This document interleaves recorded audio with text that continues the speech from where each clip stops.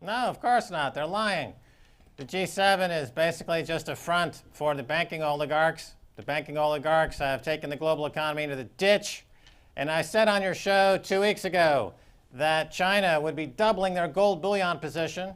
And sure enough, the news reported this past week is that China has almost doubled their gold bullion position because China wants to have the world reserve currency. They don't want the US dollar to be the world reserve currency. The US dollar will no longer be the world reserve currency in another 18 months after Tim Geithner and Ben Bernanke are finished destroying the US economy. And we're all Chinese now. All right, as G7 is meeting again in Washington, we have Secretary Geithner again talking about coupling, decoupling, recoupling scenario. The United States perhaps sneezing, the world catching its death if called. Let's take a look. Recovery in the world depends on recovery in the United States. Recovery in the United States depends on recovery in the financial system. But our recovery in part will depend on the strength of what we see happen around the world. And we'll all our efforts will be more effective if they're done in parallel with awareness of the specific approaches other countries are taking. Paul, both on recovery of the world depending on the United States. Hey, well, we all know it's starting in the U.S., but on that note, plus, when do you see some green shoots out there?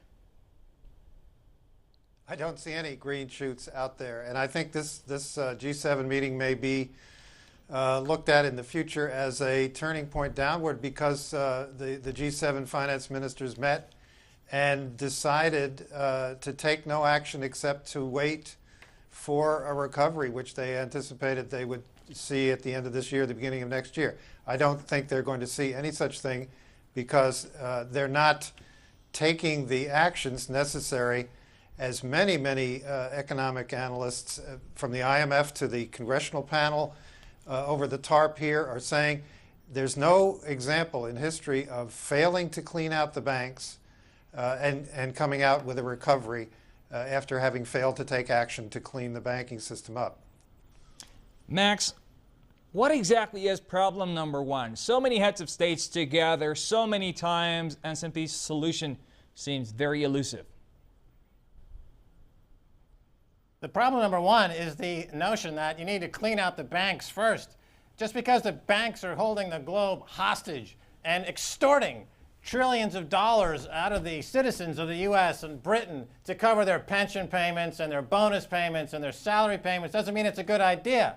The federal government could very easily just wipe away all the mortgage debt and all the credit card debt, and the economy would be reset basically to where it was 3 years ago, and you'd actually have a growth in the economy.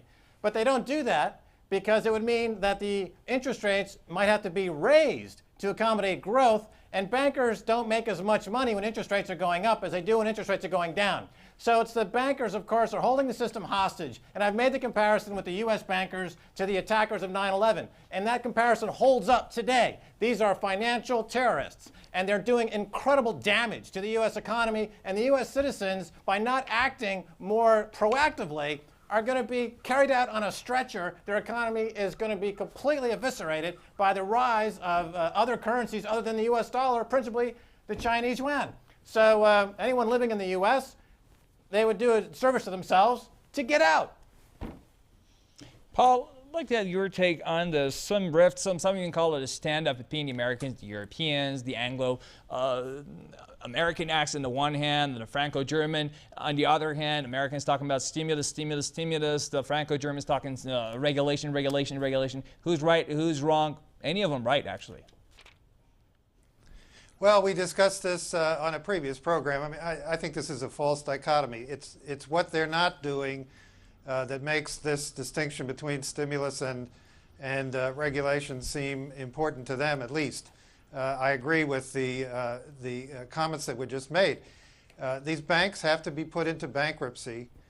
They have to be put under federal bankruptcy receivership, and their toxic securities written off. Written down to their market value, at least written off in the manner that was done by Franklin Roosevelt's government in 1933 and subsequently, before any of these other things will matter. They are indeed holding, the banks are indeed holding the economies hostage. and demanding these extremely low interest rates be maintained, threatening that this deflation turn very suddenly into hyperinflation. These are the problems that have to be, this is what has to be done before the discussions of stimulus versus regulation. It's a false dichotomy. Obviously they need more regulation. Obviously a great deal of federal direct investment in employment and in infrastructure and in rebuilding the economy's productivity is necessary. All right. Just a couple of days back, April 22nd, this major IMF report was out, World Economic Outlook, Crisis and Recovery. And it goes, the global economy is in severe recession inflicted by a massive financial crisis and acute loss of confidence. The rate of contraction should moderate from the second quarter onward. World output is projected to decline by 1.3% in 2009 as a whole and to recover only gradually in 2010, growing by 1.9%. Achieving this turnaround will depend on stepping up efforts to heal the financial sector while continuing to support demand with monetary and fiscal easing. So, Max, on the IMF report and your own speculations all the way through 2009-10.